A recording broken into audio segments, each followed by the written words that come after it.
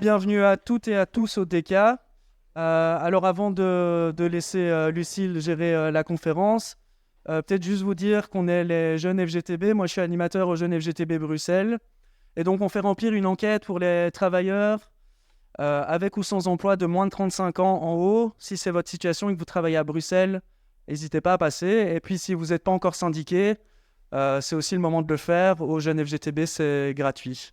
Voilà, bonne conférence. Merci Miguel. Bonjour à tous et à toutes. Merci d'être venus. On m'entend? Oui. Ok, super. Du coup, aujourd'hui, on va faire... donc c'est une conférence, mais il faut voir ça plus comme une discussion ouverte. Donc il y a plusieurs acteurs et actrices qui sont mobilisés pour la Palestine ces derniers mois, et pas que, depuis longtemps. Mais ils vous en parleront plus en détail. Donc voilà, moi je fais partie des jeunes FGTB, comme a dit Miguel. Donc on est des jeunes syndicalistes et on lutte pour améliorer les conditions de travail et d'études des jeunes. Voilà. On lutte également du coup contre toutes les formes d'oppression, de discrimination, d'exploitation. Donc nous, ça fait sens d'organiser des conférences comme ça, comme celle-ci aujourd'hui. En plus de ça, les luttes syndicales, elles sont marquées par de la solidarité internationale en général, envers les peuples opprimés du monde entier. Voilà, donc si on défend l'émancipation de tous et de toutes, on ne peut pas rester les bras croisés face à ce qui se passe en Palestine. En plus de ça, le contexte actuel, vous le savez sûrement, mais il est désastreux. Là, on est à près de 28 000 tués à Gaza. Il y a près de 66 000 personnes qui sont blessées, dont 10 800 enfants. Il y a 70% des infrastructures à Gaza qui sont détruites. Voilà. Et tout ça, c'est avec la grande complicité, évidemment, de l'Europe et des États-Unis. Voilà, on tient à dire quand même, petite parenthèse, mais ce qui se passe aujourd'hui, c'est pas nouveau, c'est dans la continuité. Ça trouve ses racines dans la Nakba de 48, et il y a des centaines de milliers de Palestiniens qui ont été déplacés pendant des dizaines d'années et tués. Donc voilà, on est dans un prolongement de 75 ans de violation du droit international par Israël. Mais par contre, l'ampleur des mobilisations, elle est assez inédite. Il y a des centaines de milliers de personnes qui ont manifesté partout dans le monde. Et voilà, donc aujourd'hui, on va parler de ça, de comment ça s'est mis en place, comment ça continue à se mettre en place. Voilà. Donc il y a des actions partout tous les jours. On va d'abord, les intervenants vont se présenter rapidement. Donc on a Manon de l'ABP. L'ABP, je ne sais pas si vous connaissez, c'est l'association belgo-palestinienne. Tu développeras plus tard. On a Hilal de la FGTB Métallo. Donc c'est une centrale à la FGTB qui gère les travailleurs et les travailleuses du métal. On a Dima, donc Beitna, ok. De Beitna, c'est une organisation palestinienne. T'expliqueras mieux que moi.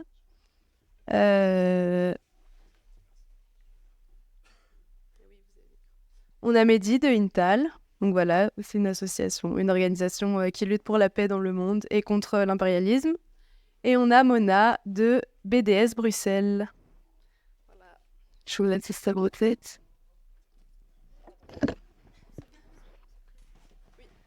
Et tu peux te présenter et dire qu'est-ce que vous faites en général avec votre asso.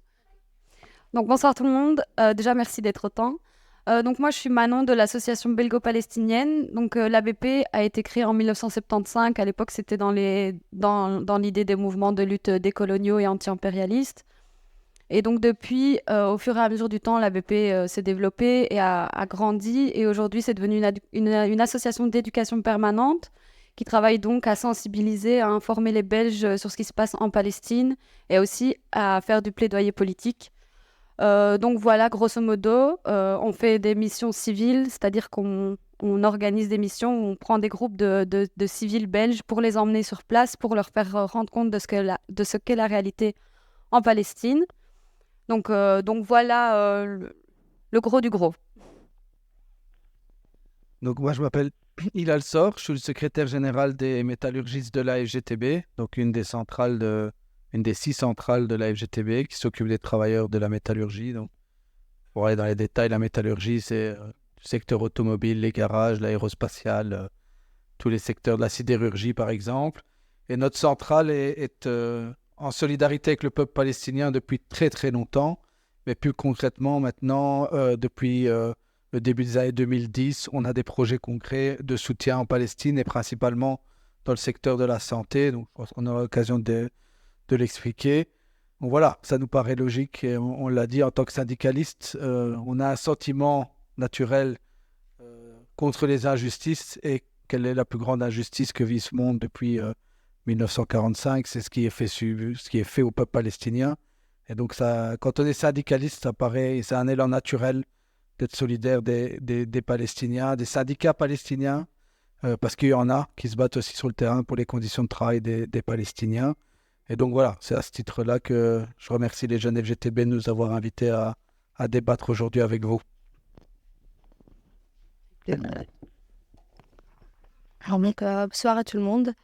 Moi, je m'appelle Dima, je fais partie du groupe de Betna. C'est une organisation, mais c'est plutôt, on le voit comme un groupe, un collectif de Palestiniens qui sont à la base aussi amis, qui ont pu se rencontrer qu'en Belgique à cause de politique coloniale d'Israël. Et donc, on est un groupe qui regroupe des Palestiniens de Gaza, de Cisjordanie, de Jérusalem, des territoires des 48, de Liban, de Syrie. Et on a pu se retrouver en Belgique et penser ensemble pour une première fois dans l'histoire, de réfléchir ensemble à ce qu'on imagine la libération pour la Palestine. Et c'est ce qu'on essaye de faire ici, voir...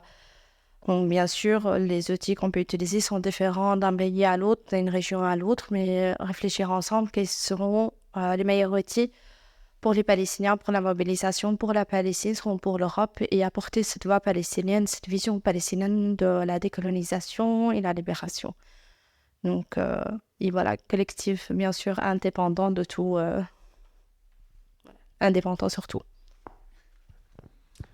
Bonjour à toutes et à tous. Tout d'abord, merci. Je trouve que c'est une super occasion de se retrouver tous et toutes ensemble avec ces différentes casquettes. Je pense que c'est essentiel de débattre et d'échanger. Donc, je suis vraiment content d'être là. Et merci aux jeunes FGTB. Donc, moi, je m'appelle Mehdi Sali. J'ai 30 ans. Je suis coordinateur politique sur la Palestine et l'Afrique pour Intal.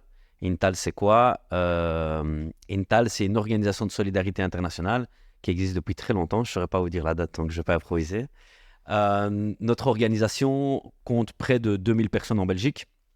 Et l'idée, nous, c'est de construire ici une organisation qui va toucher et expliquer les questions internationales aux gens, mais surtout sur la fonction qu'occupent certaines puissances impérialistes et comment elles oppressent et colonisent et occupent des territoires partout dans le monde. Donc, on ne travaille pas que sur la Palestine, mais c'est notre plus grand combat. On a été de tous les rassemblements, on a fait énormément de choses avec l'ABP, on travaille main dans la main avec l'ABP, mais on essaye aussi de faire agrandir les coalitions, de construire la plus grande coalition possible en Belgique pour la solidarité avec la Palestine. Parce que, je vais y revenir, mais c'est ça qui compte, c'est comment est-ce qu'on va sensibiliser les gens autour de nous, les travailleurs, les travailleuses, à cette question fondamentale de la solidarité avec le peuple palestinien. On travaille aussi sur d'autres causes, telles que les mouvements sociaux en Amérique latine, la décolonisation en Afrique, la question de l'impérialisme d'une manière générale, mais aussi la question de la paix, notamment avec ce qui se passe en Ukraine. Et voilà, c'est vraiment important pour nous aussi de ne pas être quelque chose qui est juste sur les réseaux sociaux ou dans l'idée, mais d'organiser concrètement les jeunes, les gens, les moins jeunes, les travailleurs et les travailleuses sur le terrain et faire en sorte qu'on avance ces thématiques internationalistes au sein de la population aussi. Voilà. Bonsoir, merci pour l'invitation et pour l'accueil. Donc moi c'est Mona de BDS Bruxelles et on est peut-être le plus jeune collectif ici, mais d'un mouvement qui est beaucoup plus ancien. BDS, c'est un appel, donc boycott des investissements et sanctions. C'est un appel qui a été lancé en 2005 par la société civile palestinienne et depuis, il y a beaucoup de comités qui existent partout dans le monde.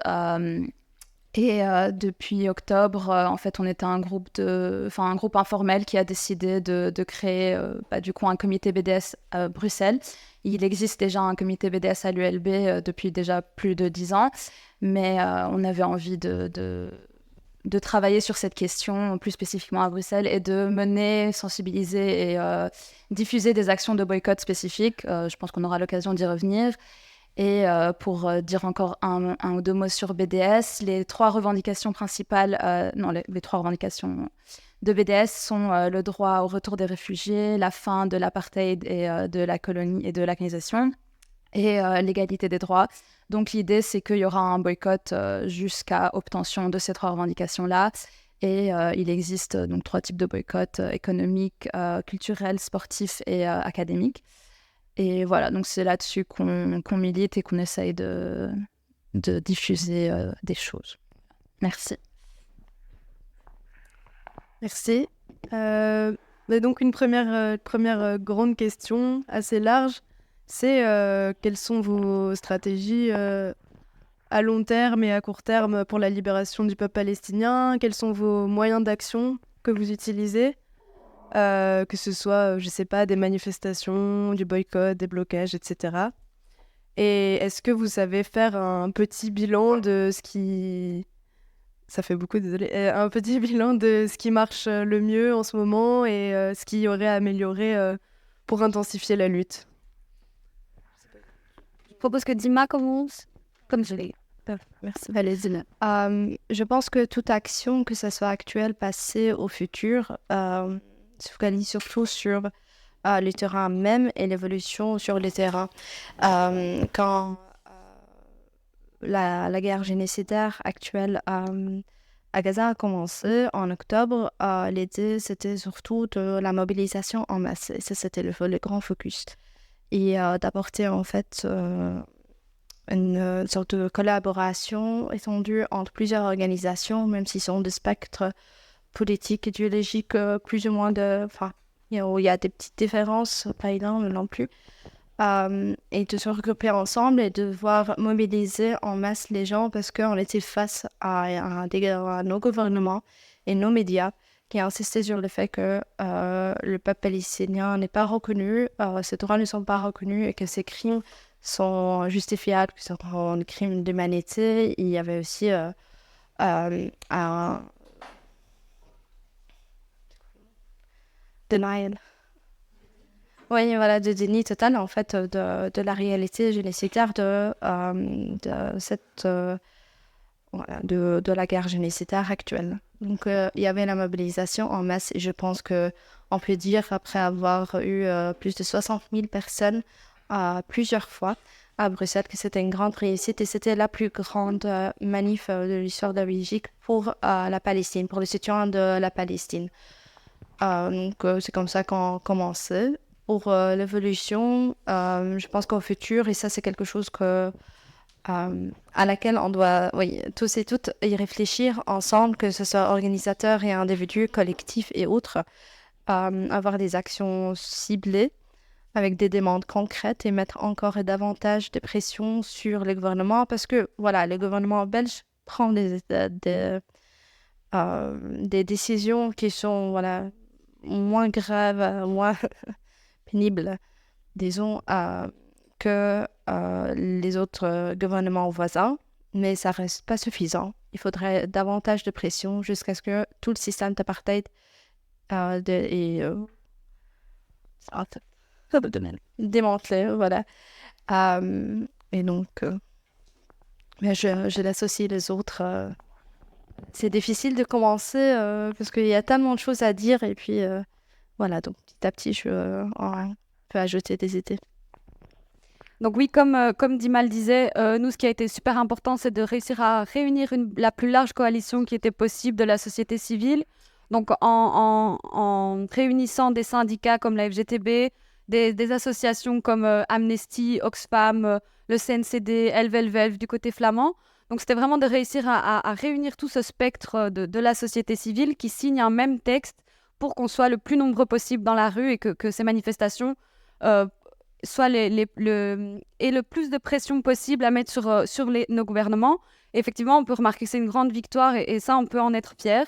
Là où nous, on a joué un rôle, c'était de jouer le rôle de médiateur entre les Palestiniens et les demandes des Palestiniens et justement cette société civile belge, là où voilà, il y a certains points qui peuvent être compliqués à entendre d'une part ou de l'autre. Et donc nous, c'était là tout notre rôle, c'était de réussir à concilier ces deux points de vue qui étaient très importants et de mettre les Palestiniens au premier plan. C'était évidemment l'essence même de la stratégie. Et donc, et aussi par là, répondre à la demande de nos partenaires qui sont en Palestine et nos partenaires palestiniens ici en Belgique. Donc, effectivement, on peut être fier parce qu'on a réussi à mettre énormément de monde dans la rue et que la position belge reste une position relativement décente au vu du reste de l'Europe. Ceci dit, comme le disait Dima, c'est vraiment pas suffisant. Et donc, là où nous, on doit continuer à pousser, c'est effectivement de faire des actions qui soient très ciblées, qui soient ciblées envers les affaires étrangères, envers certains membres de notre gouvernement qui ont des déclarations qui sont aussi toutes honteuses. Et puis, c'est réussir à mettre la pression sur les armes qui transitent ou qui sont envoyées de la Belgique vers Israël, parce que c'est évidemment c'est être très complice. Et puis en ce moment, la Belgique, de janvier à juin, est présidente de l'Union européenne. Donc on veut aussi pousser ce levier-là, qui est un levier important. On a des politiques qui nous écoutent, on a cette chance, on n'est pas réprimé comme d'autres pays, comme la France ou l'Allemagne, où c'est complètement fou. Donc on veut profiter de cette chance et on veut s'en servir. Et donc le bilan de nos actions, c'est effectivement qu'on a réussi à avoir cette coalition super large. Maintenant, on aimerait se concentrer sur les élections qui arrivent, qui évidemment aident à mettre la pression et des choses plus ciblées. Et puis, c'est réussir aussi à mettre en action les citoyens, les citoyennes. Maintenant qu'un cessez-le-feu semble se profiler, où on peut espérer que quelque chose arrive dans les prochains jours, c'est de réussir à continuer cette mobilisation malgré un cessez-le-feu. Parce que dans l'histoire, on remarque en 2002, en 2009, en 2014, à chaque fois, quand il y a des guerres sanglantes et qui font la une des journaux, alors on a du monde dans la rue. Et puis c'est de réussir à garder cette mobilisation et à faire de ces gens qui ont manifesté une fois, deux fois, trois fois, en faire de réels militants qui soient là réellement derrière la cause et qui la poussent au quotidien pour continuer justement, au-delà d'un cessez-le-feu, à démanteler l'apartheid, à exiger des sanctions envers Israël et tout ce qui va de soi. Donc voilà, grosso modo, le bilan de nos actions. Du coup, moi, je me sens un petit peu frustrée en tant que chargée de mobilisation. Alors oui, effectivement, on a réussi à mobiliser, mais c'est voilà, des groupes plus spécifiques. Il y a beaucoup de groupes qui se sont formés, c'est génial, comme BDS-ULB, comme Brussels Against Genocide, ou beaucoup d'autres groupes qui se sont formés à Bruxelles. Et donc, c'est de réussir maintenant, je pense, le défi, c'est de coordonner ces groupes et de se dire ensemble maintenant où va-t-on, et d'établir justement une stratégie qui est commune avec tous ces militants qui soient plus que des militants d'un jour. Donc, comme groupe palestinien, ça, Manon a bien fait mention, on a aussi, au sein de cette coalition, on a voulu apporter la voix palestinienne et qui sera représentative des demandes actuelles. Et on a fait un travail de collaboration aussi avec tout le monde, mais on est entré dans chaque détail de toute manif, que ce soit de tous les côtés, pour que ce soit le plus représentatif possible des demandes ou d'une voix palestinienne. Donc, en même temps, on ne prétend pas représenter le peuple palestinien parce que ce n'est pas un groupe monolithique, mais en même temps, on essayait de au moins avoir cette voix palestinienne dans cette coalition. Ça, c'était aussi le focus le plus important et je pense qu'il a fallu beaucoup de travail, mais on y est parvenu finalement. Ben, le premier mot que je reprendrais, c'est vraiment la fierté. Allez, je pense que pour des militants de la cause palestinienne, sortir après le 7 octobre, dans un climat comme celui de la Belgique, c'est ultra compliqué. C'est ultra difficile quand vous voyez que la droite, l'extrême droite, ont tout fait pour directement accuser les Palestiniens. Accuser les Palestiniens de tous les maux, de tous les problèmes, et que c'était la faute des Palestiniens si la situation était comme ça. Et c'est face à ça qu'on s'est retrouvés au début. Et alors, depuis la Belgique, et je pense plein de jeunes, notamment, je pense beaucoup à ça, des jeunes palestiniens, mais aussi des jeunes de partout en Belgique, qui ne savaient pas comment réagir, en fait. Qui se disaient, mais en fait, je suis en Belgique, je vois ces images sur Instagram, sur TikTok, peu importe, comment est-ce que je vais réagir? Et en fait, là était notre travail. Là était notre travail et c'est pour ça que je dis avec une grande fierté et vraiment, on a travaillé avec tous les partenaires possibles pour faire ça. Ça a été une énorme fierté de pouvoir dire on doit, nous, en Belgique, raise awareness, allez, lever la conscience des gens, soulever la conscience des gens sur ces questions palestiniennes. Et en fait, au départ, une conférence comme ça, elle ramenait 20 personnes. Aujourd'hui, toutes les conférences, toutes les formations qu'on a fait, c'est des centaines et des centaines de personnes.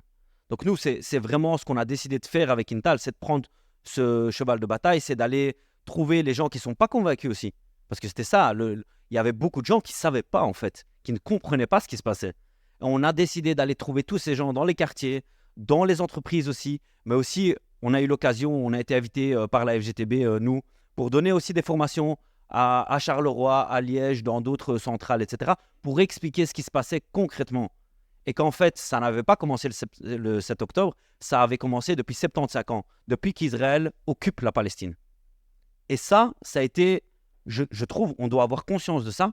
On est dans un moment historique. On est dans un moment historique où il n'y aura plus, après le 7 octobre, il y a quelque chose qui a changé. Et maintenant, en fait, on peut appuyer, on peut briser le fait que nos États occidentaux soutiennent Israël. Ça, c'est le point. Le point, c'est que nous, depuis la Belgique, on doit faire en sorte que la Belgique, que l'Union européenne, que les États-Unis d'Amérique arrêtent leur soutien. Et, je vais vous le dire, la grande fierté pour la Belgique, mais rien qu'aux États-Unis, ce qui est en train de se passer, c'est colossal. Aujourd'hui, il y a une majorité, enfin, ou en tout cas, il y a un grand débat dans la communauté juive américaine qui est en train de flancher, qui est en train de dire, à un moment donné, OK, on va peut-être prendre, on ne peut plus soutenir Israël, on ne peut plus soutenir Israël. Et ça devient intéressant. Aussi, un autre débat fondamental, moi j'ai eu l'occasion et l'honneur, il y a 2 semaines, de donner une conférence sur, je n'ai pas été sur la côte ouest américaine, mais je donnais une conférence à distance sur la côte ouest américaine pour expliquer aux Quakers, qui est un mouvement religieux, comment est-ce que on a fait pour briser nos liens avec certaines villes. Il y avait des Norvégiens et des Espagnols. Et ces coalitions, les Norvégiens nous ont dit, au début, on avait un mouvement de 5000 personnes solidaires avec le peuple palestinien, donc 5000 membres. Ils ont doublé, ils sont à 10 000. Et on voyait ça dans chaque pays. Donc dans chaque pays maintenant, ce qui est entendu et ce qui est fait, c'est que le mouvement de solidarité avec la Palestine est en train de grandir. Nous, notre cause, depuis la Belgique, avec humilité, c'est de dire comment est-ce qu'on va soutenir le peuple palestinien, comment on va soutenir les forces palestiniennes pour obtenir leur libération. Et dans ce cadre-là, nous, c'est de dire on va mettre toute la pression possible et nécessaire à notre gouvernement pour qu'il brise toute relation.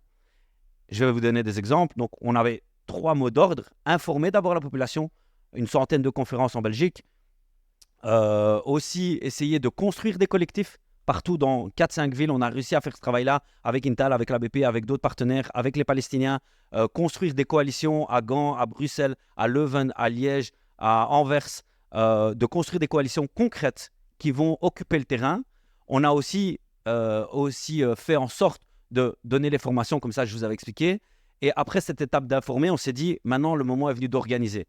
On a eu près d'une centaine, enfin plusieurs centaines de personnes qui ont rejoint des groupes, etc. Et en fait, au départ, on était très faible là-dedans. Hein. Mais aujourd'hui, on peut le dire avec fierté, on a des groupes dans toutes les grandes villes de Belgique avec Intal et on travaille à ce processus-là. Et de plus en plus de jeunes rejoignent ces rangs-là pour dire, maintenant c'est le moment. C'est le moment historique où on va briser le soutien de l'Occident vers Israël.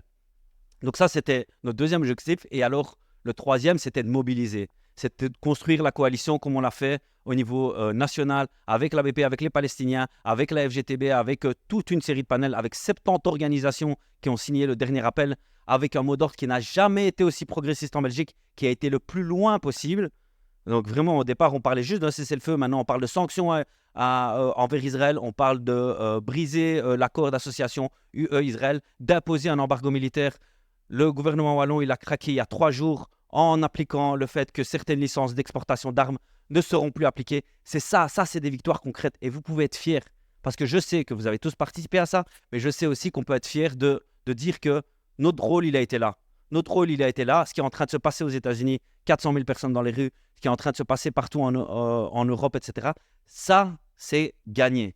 Ça, c'est comment est-ce que dans tous les pays du monde, aujourd'hui, on entend cette voix de « ça suffit ». Nous ne collaborons plus avec l'entité sioniste, nous ne collaborons plus avec l'État d'Israël et nous allons briser tous les liens. On va continuer et je vous remercie de nous avoir aidés et de le faire vous-même et de soutenir le peuple palestinien dans son combat. Moi, ça va être beaucoup plus terre à terre, ce que je vais dire.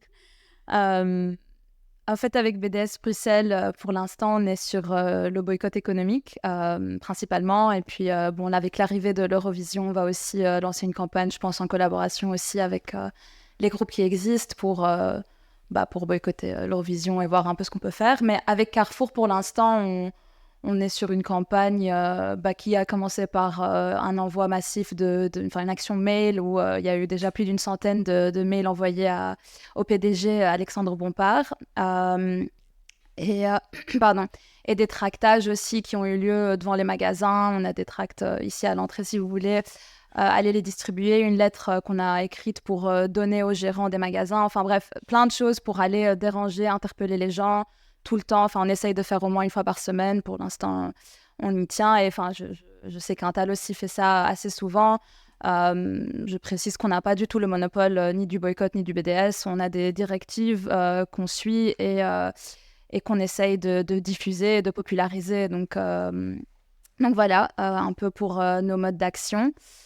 Et on est vraiment un tout jeune collectif, donc on n'a pas encore... beaucoup. Et on a fait une projection aussi le 21... Non, je sais plus quand. Mais il y a quelques semaines sur un film qui s'appelle Boycott, où on a parlé un peu aussi du coup des lois anti-BDS aux États-Unis. Et on a aussi une projection qui arrive en mars en présence d'un réalisateur du film Yadla Yadla sur le sport en Palestine. Qu'est-ce que je voulais dire d'autre Je sais plus. Voilà, je crois que c'est Le bilan. le bilan. On peut pas encore tracer le bilan. Je pense qu'on fait pas assez, qu'on doit toujours faire plus, qu'on est déjà en retard et que, voilà, si il y a des gens qui jusque-là n'ont pas trop participé, c'est le moment de se lancer, je pense, que ce soit chez nous ou ailleurs, mais voilà, il y a encore beaucoup à faire, beaucoup à construire et voilà. On a déjà 4 mois de retard. Après vous, c'est un peu compliqué parce que beaucoup de choses ont déjà été dites, mais voilà, nous, en tant que syndicat, historiquement, il y a création de liens avec les syndicats palestiniens depuis très, très, très longtemps. On a toujours, dans nos congrès, apporté des motions de soutien à la Palestine, mais en 2014, on a décidé que les motions, ça devenait un peu facile. C'est assez...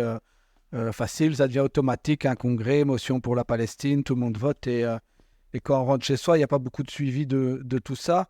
Et donc en 2014, on a décidé d'être concret et je pense que c'est la meilleure chose à faire, c'est d'aller sur place. Parce qu'en fait, tant qu'on est ici, moi je suis issu d'une famille arabo-musulmane, on entend parler de la Palestine de manière plus quotidienne, Al Jazeera, les chaînes, ça parle de la Palestine.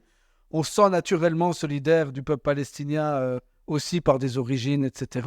Mais tant qu'on n'a pas été sur place, on ne se rend pas compte de ce qui se passe réellement, je pense.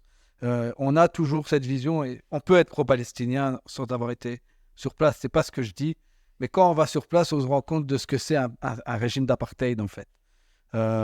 Concrètement, moi, j'ai été avec un groupe de syndicalistes. On était 8. Le seul qui restait 5 heures à l'aéroport, c'est moi. Parce que... vous imaginez pourquoi on m'a interrogé pendant 5 heures pour savoir pourquoi je rentrais. Le seul endroit au monde, en tant que syndicaliste, on a la chance de voyager un peu, d'aller rencontrer d'autres syndicats. Le seul endroit au monde où on m'a demandé c'était quoi ma religion pour rentrer dans un endroit, pour aller passer à checkpoint, d'où tu viens, c'est quoi ta nationalité, c'est quoi ta religion. C'est en Palestine, en territoire occupé, à Hébron en particulier, et à Jérusalem. Donc, vous vous rendez compte de ce que c'est l'apartheid? Parce que quand on est en Belgique, on a parfois des pudeurs de dire apartheid. Bon, on exagère un peu. C'est quoi ces mots qu'on utilise? Chaque situation a ses mots. L'apartheid, c'était l'Afrique du Sud. Pourquoi on utilise ce mot-là? Mais en fait, vous vous rendez compte que c'est vraiment un régime d'apartheid. Et donc, inciter les jeunes et les jeunes FGTB, et je l'ai dit au congrès de la FGTB, avec les moyens qu'on a, nous, on est prêts à aider tous les jeunes syndicalistes qui veulent aller sur place. C'est la première étape à faire, je pense, quand on est un syndicaliste et qu'on peut le faire, d'aller sur place pour se rendre compte de c'est quoi un apartheid concret. Et comment un système capitaliste est aussi présent dans des territoires occupés pour exploiter les travailleurs palestiniens. Comment des syndicats israéliens sont organisés pour dénier les droits des Palestiniens. Et ça fait aussi partie des luttes qu'on mène au niveau international, c'est de dénoncer le syndicat Histadrout qui participe du système de pression des Palestiniens et d'interdire sa présence dans les congrès internationaux. On n'est pas encore parvenu, ça fait partie du bilan un peu négatif qu'on a aujourd'hui, mais on continue à le dénoncer. Le président du syndicat israélien, a signé, comme c'est l'habitude maintenant dans cette guerre, a été signé auprès de l'armée, les bombes qu'on envoie avec les gratifications des travailleurs israéliens. On l'a dénoncé dans les syndicats internationaux pour essayer de les faire exclure. Et ça fait partie des combats qu'on a aussi en tant que syndicaliste, parce qu'il y a un combat des travailleurs palestiniens qui sont oppressés, également quand on les amène travailler en Israël pour des conditions de travail qui sont vraiment dégradantes et nulles. Et donc là, c'est un combat qu'on mène depuis très longtemps au niveau international contre ce système d'oppression des travailleurs palestiniens. En 2014, c'était juste après l'opération Plomb Durci, on est allé je l'ai dit, en Palestine. Et suite à ça, on a créé des liens concrets parce qu'on a dit, voilà, il faut créer entre notre centrale et la Palestine un lien concret. Pas seulement un lien théorique et de fraternité, mais un lien concret. Donc, on a investi dans une maternité, dans des urgences, dans un hôpital à Bethléem. En fait, on a rénové complètement, avec les moyens qu'on avait, les urgences d'un hôpital en Palestine pour créer un lien, un petit bout de notre syndicat en Palestine et créer un lien qui sera indestructible entre notre syndicat et la Palestine. Et en 2022, on a finalisé cette fois-là un investissement qui s'est finalisé juste avant le début de la guerre, à Gaza, dans un hôpital où on a installé des panneaux photovoltaïques, parce qu'un des combats principaux dans les systèmes de santé en Palestine, c'est l'accès à l'énergie, puisqu'évidemment, Israël coupe régulièrement l'accès à l'énergie aux hôpitaux, et donc on voulait les rendre autonomes, et aussi le but est d'avoir un petit bout de chez nous. Bon, il y avait l'ambition d'aller sur place avec des militants pour soutenir l'hôpital, mais vous imaginez bien que dans les conditions actuelles, ça n'a pas été possible. L'hôpital qu'on a financé a été bombardé, les panneaux sont complètement détruits, il y a eu des morts, l'hôpital est assiégé, mais ça a créé un lien entre nos militants qui savent qu'on a fait ça, qui s'inquiètent, qui nous interrogent régulièrement. Qu'est-ce qu'il se passe à notre hôpital? Ils disent notre hôpital. Qu'est-ce qui se passe? Les médecins, qu'est-ce qui se passe? Et donc, il y a une certaine conscience de cette lutte, de ce qui se passe chez nos militants, parce qu'il y a un lien concret entre notre centrale et des Palestiniens. Et ça, c'est vraiment important pour nous. Et donc voilà, depuis le 7 octobre, ce qu'on fait, c'est qu'on essaye de mobiliser pour les mobilisations qui sont organisées par la plateforme. La première bataille, ça a été quand même de pousser les syndicats à s'intégrer à la plateforme. Parce qu'après le 7 octobre, vous pouvez imaginer que sur des organisations qui pèsent 3 millions de personnes, qui sont intégrées dans la concertation sociale en Belgique, dans certains lieux de gestion de la sécurité sociale, la pression des gouvernements pour pas qu'on s'investisse sur base, oui, voilà, il s'est passé le 7 octobre, c'est une horreur, vous ne devez pas soutenir ce genre de choses. La pression sur les syndicats était très forte et il a fallu se battre, y compris à l'intérieur de la FGTB, pour que la FGTB s'inscrive dans la plateforme. Ça, c'est la première bataille qu'on a menée. Et j'ai le plaisir de dire que les métallos ont été des chevilles ouvrières de cette bataille pour que la FGTB entière s'inscrive là-dedans et qu'on mobilise de plus en plus. La chance qu'on a, c'est qu'on arrive de mobiliser en plus pour la manifestation. Je pense qu'on avait une belle délégation à la dernière mobilisation, mais on sent quand même qu'il y a encore du travail, beaucoup de travail pour connecter les luttes des travailleurs avec les luttes des Palestiniens. Parce que souvent, on nous dit, nous, en tant que syndicat, c'est quoi notre intérêt dans cette lutte? Nous, on lutte pour les conditions de travail des gens, pour les salaires, etc. Et les gens ne voient pas très bien encore. Et voilà, Mehdi a été invité dans notre centrale aussi à Charleroi pour expliquer ça. On va le faire de plus en plus. Avec les liens qu'on a, on arrive de mieux en mieux à expliquer aux gens pourquoi un syndicaliste doit être solidaire de la Palestine, qu'il y a une automaticité entre nos luttes contre la pression, contre les systèmes d'oppression capitaliste. C'est une lutte qui se prolonge dans la lutte contre l'oppression impérialiste, colonialiste de l'État d'Israël, qu'elle se prolonge contre l'oppression du peuple congolais aujourd'hui et elle se prolonge dans les luttes anti-impérialistes qui sont menées en Amérique du Sud contre l'impérialisme US qui se vit là-bas. Et donc, voilà, le but et la lutte qu'on mène maintenant, c'est de connecter nos luttes et aussi de faire prendre conscience à toute cette jeunesse qui lutte pour la Palestine, mais qui ne vient pas forcément dans les manifestations des organisations syndicales, qui eux non plus peut-être ne voient pas le lien dans leur capacité de mobilisation qu'ils ont contre l'oppression du système palestinien, qui doit se prolonger aussi peut-être dans une intégration meilleure dans les syndicats, dans les luttes anticapitalistes qui sont menées en Belgique, dans la lutte pour le maintien d'emplois industriels chez Audi, etc., que ces camarades de la lutte palestinienne se rendent compte aussi qu'ils ont des intérêts à mener la lutte aussi au niveau des organisations syndicales en Belgique. Et donc, ce pont, créer ces ponts, et je pense que les jeunes FGTB le font et vont continuer à le faire, mais créer ce pont entre les luttes anticapitalistes des organisations syndicales comme la mienne et la lutte contre l'oppression du peuple palestinien. Et ça, on doit continuer. Je pense qu'une soirée comme aujourd'hui, c'est important, mais on doit multiplier ça pour que les syndicats en Belgique, qui pèsent quand même quelque chose en Belgique, continuent à soutenir la lutte palestinienne, mais qu'on soit nous aussi bousculés à l'intérieur par cette force que j'ai vue dans les manifestations, de cette jeunesse qui est mobilisée dans toutes les manifestations que j'ai vues. Il y avait énormément de jeunes, de la diversité, mais aussi des jeunes belges qui sont mobilisés, des jeunes flamands, des jeunes wallons, des jeunes bruxellois, qui sont là, les investir dans les luttes aussi syndicales. Ce n'est pas une volonté de récupérer, mais c'est de créer des ponts et des liens, parce qu'en fait, ces luttes-là sont exactement les mêmes, et elles proviennent de la même chose, la volonté d'une minorité sur cette planète de dominer la majorité que nous sommes, et la majorité qui produit la richesse que nous sommes, et essayer de continuer à la dominer, que ce soit par la colonisation ou par les systèmes d'oppression capitaliste. Ouais, vas-y, Mona. Juste pour revenir, parce que du coup, tu avais posé la question du bilan et j'ai un peu répondu trop vite, mais il y a effectivement eu beaucoup de choses et d'avancées et des victoires du mouvement BDS. Peut-être pas forcément en Belgique, même si je sais plus si c'est à Anvers ou à Gand, qu'il y a une université qui allait examiner les liens avec Israël et donc potentiellement désinvestir et arrêter ces liens. Il y a aussi récemment eu Puma qui est qui était le sponsor officiel de l'équipe de foot israélienne qui ne renouvellera pas son contrat. Donc c'est aussi une victoire. Puma qui était une cible du BDS depuis très très longtemps. Il y a McDo et Starbucks qui sont très fort affectés aussi par le boycott. Ils font moins de profits, ils n'arrivent pas à atteindre leurs objectifs. Donc ça montre que le boycott, ça marche. Là, au Japon, il y a Itoshu qui est une entreprise d'armement qui vient de briser ses liens avec Elbit, qui est la plus grande entreprise d'armement d'Israël. Depuis, en fait, le jugement, de la Cour de justice, donc que vous avez suivi, j'imagine. Et puis nous, à notre petite échelle, quand on va chez Carrefour, on voit que ça les fait chier, qu'ils sentent la pression, qu'à un moment donné, ça parle en fait, que les travailleurs sont saoulés, qu'ils reviennent vers leur direction pour dire mais en fait on n'arrête pas de nous saouler. Et quand je dis on, c'est pas que nous, petit comité BDS, mais il y a aussi plein d'actions qui ont lieu, de désobéissance civile qui ciblent Carrefour un peu partout en Europe. Il y a... et les clients aussi sont très réceptifs. La plupart, il y en a qui sont convaincus et qui font chier, qui sont déjà sionistes et donc en fait ne nous écoutent pas. Mais il y a beaucoup de clients qui en fait sont ouverts à la discussion et qui donc c'est assez chouette aussi d'avoir ce genre de réaction. Et voilà, après c'est pas rien à voir avec tout ça, mais étonnant et intéressant de voir que la presse néerlandophone parle beaucoup plus du boycott, d'action de boycott et en général de la Palestine que la presse francophone. C'est qui m'a marqué.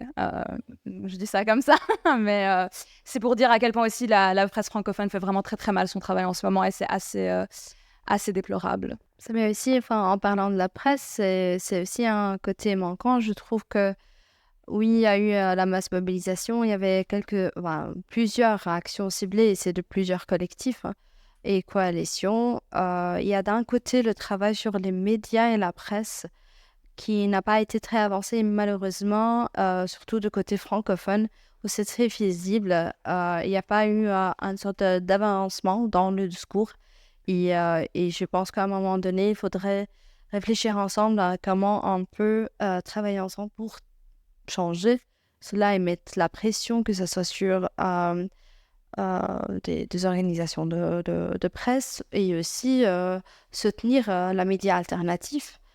Et comme ça, on peut changer sûrement le discours parce que le niveau était très bas et pitoyable, malheureusement. Et voilà, si on peut, il y a un côté qui était plus ou moins manquant et c'est pour ça, même les mobilisations, oui, il il y avait un bon écho dans les médias par rapport à toutes les mobilisations nationales, mais ce n'était pas assez. Il fallait en faire plus. Et voilà, donc c'est un côté de focus, je pense que non. Et on a aussi le droit, comme résidents et citoyens en Belgique, d'interpeller les médias par rapport à leur position et même à leur travail qui n'est pas du tout professionnel, n'est pas objectif. On ne demande pas qu'ils prennent une position pro-palestinienne, mais faire leur travail d'objectif. Voilà. Justement, par rapport à la presse, je veux un peu rebondir sur ça parce que je me suis dit après que j'avais oublié. Effectivement, après le 7 octobre, c'était difficile de venir et de dire « Ok, on va faire une manifestation pro-palestinienne ». Oui. Effectivement, le discours, en fait, c'est là où c'est très important, c'est de poser notre narratif. C'est de réussir à expliquer dans les bons termes, dans les termes... Parce que, en fait, un terme peut paraître très bénin, mais en fait, est orienté. Dima pourrait en parler mieux que moi, mais il y a beaucoup de mots qui sont en fait, c'est des nuances, et ça se joue à des nuances, mais qui orientent en fait la pensée des gens, et qui du coup, effectivement, c'est pas faire son travail correctement que de l'orienter, et donc ce qu'on demande juste à la presse, c'est d'être objectif. Donc effectivement, c'est là où c'est important aussi, c'est que chacun relaye, chacun partage. C'est con, c'est juste, voilà, une story, c'est bête, mais ça fait le taf, je pense. C'est en tout cas comment on peut le faire. Voilà. Par rapport à la presse, et peut-être qu'on peut partir sur les actions plus concrètes, les pistes. Pour moi, un des moyens essentiels pour pouvoir continuer la lutte, c'est de s'informer simplement, c'est de s'informer en profondeur, quelles sont les causes, quelles sont les conséquences, pourquoi on en est là. Sur la moindre question, il y a des tonnes de livres, il y a des tonnes de reportages, de films qui sont très bien faits, autant par des auteurs palestiniens que des auteurs israéliens, que des auteurs d'ailleurs. Qui explique très bien pourquoi, comment vous devriez soutenir la cause palestinienne. Mais vous êtes là ce soir. Donc voilà, pour moi, s'informer, c'est essentiel, et d'aller dans les détails, de comprendre vraiment tous les points, en fait. Et puis boycotter, évidemment, mais ça, tu l'expliques mieux que moi. Et puis nous aussi, on a une campagne qui était menée déjà avant le 7 octobre, mais qui est d'autant plus importante, c'est la campagne Apartheid Free Zone, qui vise donc à faire reconnaître des lieux, que ce soit des centres culturels, des lieux comme celui-ci, des cafés, des restaurants, mais aussi des grosses organisations, des gros magasins, comme des zones libres d'apartheid, c'est-à-dire qu'elles ne participent pas aux violations des droits des Palestiniens et des Palestiniennes. Donc, en fait, concrètement, elles coupent leurs liens avec Israël, elles n'investissent pas dans des entreprises qui sont liées aux violations des droits. Et donc, pour moi, en fait, c'est une campagne qui vient du BDS et qui... c'est aussi le but, c'est aussi de mettre en lumière le terme apartheid, parce que c'est de l'apartheid, c'est de plus en plus reconnu. Amnesty a sorti un rapport il y a maintenant 2 ans, Human Rights Watch et d'autres. Donc, l'idée, c'est aussi de faire reconnaître qu'il y a un apartheid, de rendre ce terme audible, parce que ça n'a pas toujours été facile, mais c'est le cas. Et voilà, de couper les liens et de mener les gens au boycott. Donc voilà. Et puis, je pense aussi qu'il y a quelque chose qu'on doit cultiver et qui peut être très difficile en ce moment. C'est effectivement des moments tragiques qu'on vit en tant que militant pour la cause palestinienne. Mais c'est d'arriver à militer dans la joie. C'est clair que c'est difficile. Ouvrir son téléphone, c'est compliqué en ce moment, mais on doit cultiver ça et cultiver aussi la bienveillance entre nous et de réussir à... Parce que la militance, c'est un espace, je pense, joyeux. C'est un espace... voilà, d'amour avant tout, et donc je pense que voilà, c'est important qu'on réussisse aussi à militer dans la joie, essayer de comprendre l'autre, comprendre les points de vue des autres, et réussir. On a un même objectif, et donc c'est d'aller ensemble vers ce même objectif. Alors, bon, après vous pourrez compléter, mais une autre question, ça serait pour vous, vers quoi on doit se tourner pour intensifier la solidarité et arriver à la libération totale du peuple palestinien ici en Belgique, vers quoi on doit se tourner pour frapper plus fort en gros, et comment on peut y arriver, quoi. Je pense déjà qu'on a une porte très ouverte qui sont les élections dans 6 mois, donc dans un peu moins maintenant. Les politiques sont plus que jamais à l'écoute de leurs électeurs et électrices, et donc c'est le moment de dire que c'est une question qui nous importe. La Palestine, il ne faut pas oublier que c'est un symbole, en fait, c'est un symbole de lutte décoloniale, de lutte contre la colonisation, contre le colonialisme, et contre ce que le monde laisse faire depuis 75 ans. Et donc, je pense que voilà, déjà, pardon, Voilà, nos électeurs, c'est les affaires étrangères, c'est essayer de pointer et de comprendre quels sont les points faibles, entre guillemets, de personnes comme Hadja Labib, par exemple, qui est donc notre ministre des Affaires étrangères et qui a elle-même été journaliste et a fait par ailleurs des reportages à Gaza. Et donc, je pense que c'est réussir à toucher un peu les points faibles de ces personnes et à leur dire, à leur demander comment elles peuvent dormir le soir, simplement. Mais voilà, il y a des cibles très spécifiques, les politiques, les affaires étrangères et puis les entreprises. Il y a par exemple des blocages de Elbit System, donc on en parlait, qui arme Israël. Ça, c'est des actions très concrètes et très importantes, je pense. Ouais, je pense qu'il faut continuer, je pense que Mehdi l'a dit, à élargir et à convaincre de plus en plus de gens. Nous, on est une organisation de masse et on croit dans la masse et dans la capacité des masses à faire changer les choses. Et donc, c'est augmenter le nombre de personnes qui se sentent intimement convaincues en lien avec la cause palestinienne. Et plus il y aura de gens qui sont dans cet état d'esprit-là, évidemment, plus les responsables politiques, qui sont très attentifs à l'état de l'opinion publique, vont bouger. C'est pas étonnant si Caroline Genet prend des positions acceptables en Belgique. Je ne sais pas si on peut dire les meilleures en Europe, mais parmi les plus dures vis-à-vis d'Israël. Ben, c'est parce que la presse néerlandophone se fait écho et qu'il y a un mouvement en Belgique qui a renié des dizaines de milliers de gens dans la rue. C'est pas, ça ne sort pas de nulle part. Et donc, je pense que moi, je crois à la capacité des masses à faire bouger les choses. Et donc, c'est d'élargir le mouvement le plus possible. Alors, je sais que ça coûte parfois dans les mots qu'on doit utiliser, ça coûte parfois dans les appels. Je sais que vis-à-vis aussi de la communauté palestinienne, c'est pas toujours facile d'accepter que des appels sont parfois pas aussi loin que ce qu'ils espèrent, mais la capacité d'à mobiliser beaucoup plus de gens est beaucoup plus importante que ça. Et donc, je pense que utiliser les bons mots, génocide, apartheid, défendre l'utilisation de ces mots-là. Et je pense que ça marche. Le fait qu'on est dans un état d'apartheid, de plus en plus de gens utilisent ça. Le fait qu'il y ait un génocide, avec l'appel sud-africain et le jugement qu'il y a eu, ça commence à rentrer dans la tête des gens. Continuer à marteler ces mots-là, mais surtout essayer de convaincre de plus en plus de gens. Et donc créer des liens avec des organisations qui recueillent beaucoup de gens, comme les organisations syndicales, les organisations politiques. Je pense que ça, c'est le travail qu'on doit faire maintenant et de plus en plus l'intensifier, parce qu'effectivement, il va y avoir les élections. Et c'est là que ça va jouer aussi de manière importante. Et si les politiques sentent qu'il y a derrière une masse importante de gens pour qui c'est un élément central dans le vote qu'ils vont mettre dans l'urne, ça jouera évidemment sur la politique qu'ils mèneront après les élections. Donc, il faudra continuer après à maintenir. Mais surtout, parler de ce qui se passe en Palestine. Moi, j'ai été en Palestine. On demandait à chaque fois aux gens, qu'est-ce que vous attendez de nous ? Oh, rien. Vous voulez de l'argent, du soutien, on va vous aider, on peut faire quelque chose pour vous. Parlez de ce que vous avez vu chez nous. Tout le temps. Avec une dignité incroyable. Ce qu'on vous demande quand vous rentrez chez vous, parlez de ce qui se passe ici. Et donc, parlez de ce qui se passe en Palestine, partout, tout le temps. Parfois devant 20 personnes, parfois devant 2000, parfois devant 200. Mais à chaque fois que vous avez l'occasion, parlez de ce qui se passe en Palestine. Et ça, c'est important. Et je pense que c'est ce que nous demande le peuple palestinien prioritaire. J'aimerais juste ajouter, parce que je suis sûre de niveau belge, il est très important, voilà, focus, boycott, pression politique, surtout à l'arrivée des élections. J'espère, je pense. Mais j'aimerais parler aussi de Bruxelles, dans son contexte belge, mais surtout européenne.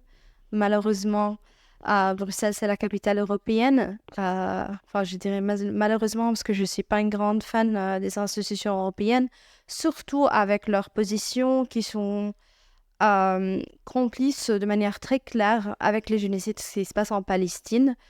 Et donc ici, en Belgique et surtout aux aidants de Bruxelles, on a la responsabilité de dire, voilà, Bruxelles est aussi capitale de l'Union européenne. Et donc, quand on parle aussi de coalition, d'élargir le mouvement, il faut aussi parler et penser à tisser des liens et faire des liens avec les mouvements en Europe, partout.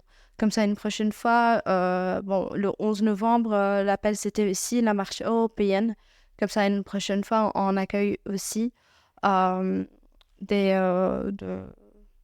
Européens partout pour venir manifester au sein de la capitale européenne et dire non, l'Europe ne sera plus jamais, j'espère, complice de génocide et que l'Europe aussi doit se réconcilier ou admettre en fait de nouveau que ce qui se passe en Palestine, c'est la continuité de son propre histoire coloniale et génocidaire, qu'elle n'a jamais fait le propre travail, oui en parole, jamais en action, et garder ça en tête et que la colonisation en Palestine, c'est plus ou moins le dernier régime colonial qui existe de nouveau, enfin pas de nouveau, en continuité de l'histoire propre de l'Europe. Donc voilà, pensez aussi aux liens qu'on peut faire avec le mouvement en Europe, surtout dans nos pays voisins.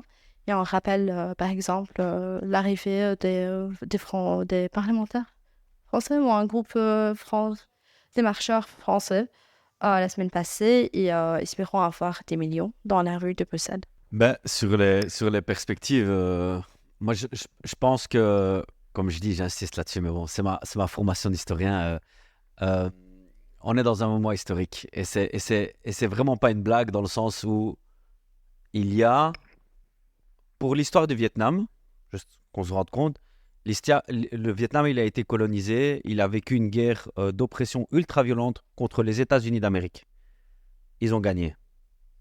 Ce qui a fait gagner le Vietnam, ce n'est pas que le combat des Vietnamiens, qu'on respecte très très fort, c'est aussi, et c'est vraiment important, le mouvement de solidarité internationale, qui a fait plier la position des États-Unis, qui a fait plier le monde pour dire on ne peut pas continuer cette guerre.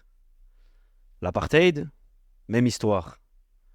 L'ANC a mené son combat de toutes les façons dont ils avaient besoin de mener le combat, et c'est le mouvement en Europe, aux États-Unis et dans les pays occidentaux qui ont fait plier l'apartheid en Afrique du Sud. Oui, plein d'exemples. Je vois que vous êtes chaud. Non, mais c'est vrai, c'est exactement ça. C'est le BDS et pour d'autres exemples, etc. Oui, on espère pour Cuba et tout aussi. Et par rapport à ça, c'est aussi vraiment important, etc.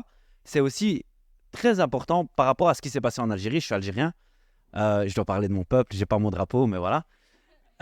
Mais étonnamment, c'est vrai que c'est 130 ans de colonisation et c'est vraiment important. Les Algériens ont mené le combat sur le terrain et le mouvement de solidarité internationale en Europe, c'est le mouvement de solidarité internationale par le moyen du BDS, par le moyen de mettre la pression sur les politiciens, etc., qui a fait gagner ça. Donc c'est un combat double et ça, je pense que c'est vraiment important pour se rendre compte que en Europe, notre rôle, il est de faire plier les politiques.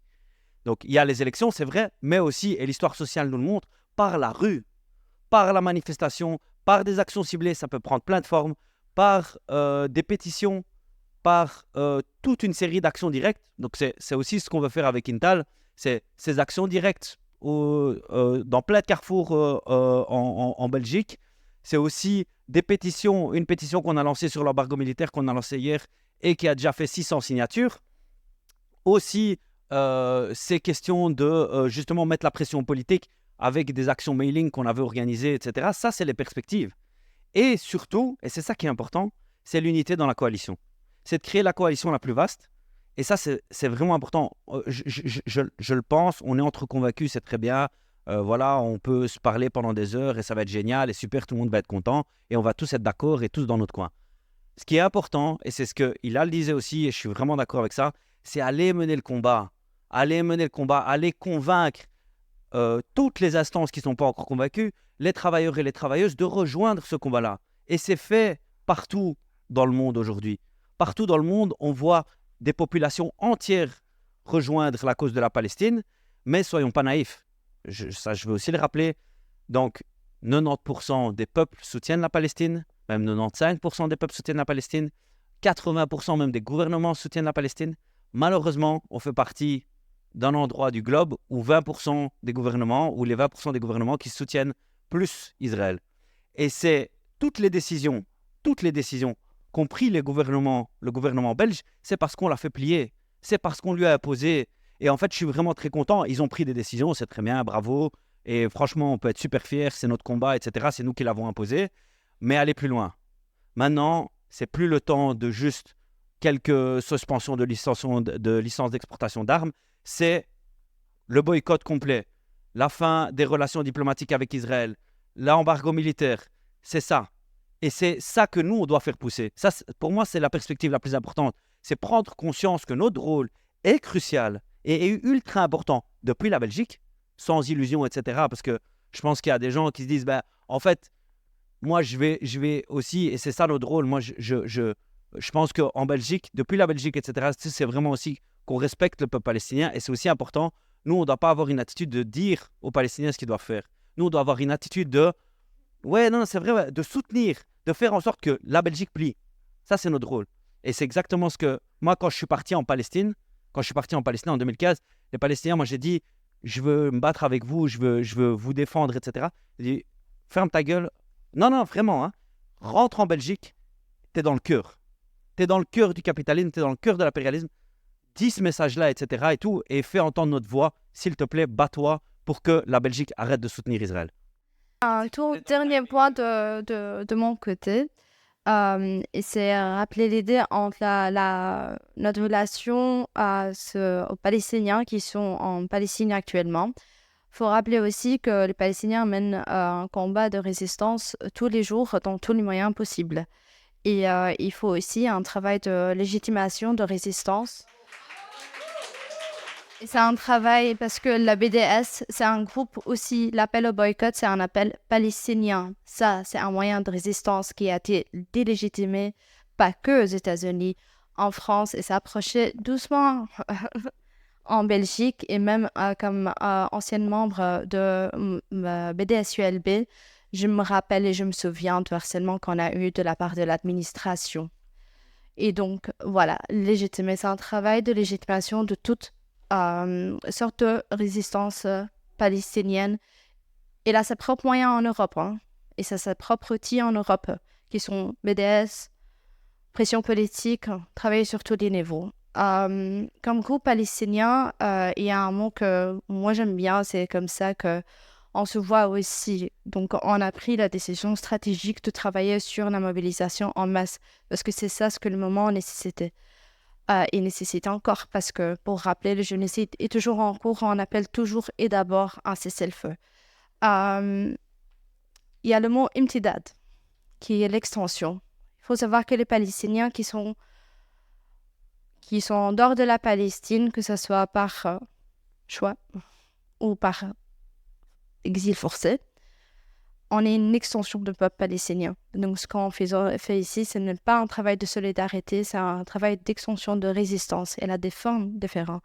C'est comme ça qu'il faut réfléchir, parce que nous-mêmes aussi, quand on dit que la Palestine est la cause de l'humanité, parce que le peuple palestinien est l'extension du peuple entier, du monde entier, de l'humanité. Et donc, si on accepte que la violence contre le peuple palestinien continue, on va l'accepter à nous-mêmes, à nos quartiers, à nos peuples, partout dans le monde. Et donc, l'extension, c'est le mot, et la résistance, toujours.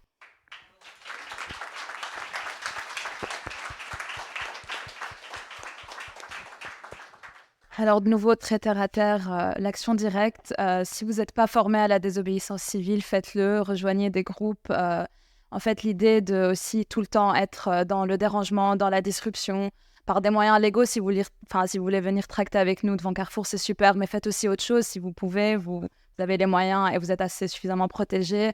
Je pense que c'est le moment aussi de se mettre physiquement face aux monstres et pas juste sur les réseaux sociaux. Donc, si vous avez les moyens, je vous encourage aussi à rejoindre des groupes, à contacter des gens, trouver des groupes informels ou des groupes formels comme vous voulez. Mais je pense que c'est important aussi ici, en tant que personne vivant en Europe, on a la possibilité de faire ça. Donc, voilà, il y a des gens qui proposent des formations à ce niveau-là. Il y a des conseils légaux. Donc, je pense que c'est le moment d'aussi se lancer là-dedans. On en discute en haut, Wissam? Ok. Ouais, avec plaisir, évidemment. Bon, bah, merci. Je pense qu'on a pu voir qu'il y a plein de manières de se mobiliser pour la Palestine, que ce soit avec des boycotts massifs, avec d'aller en manifestation, donner son temps pour informer, pour faire... Qu'est-ce que je voulais dire, pardon. Je suis un peu perdue avec ce qui s'est passé. Oui, voilà. Mais bref, continuez à faire pression sur l'Union européenne, sur l'État, sur vos universités, sur vos écoles, sur votre lieu de travail, sur vos communes, tout ça. Il faut qu'on cesse toute collaboration avec Israël et jusqu'à l'indépendance, quoi.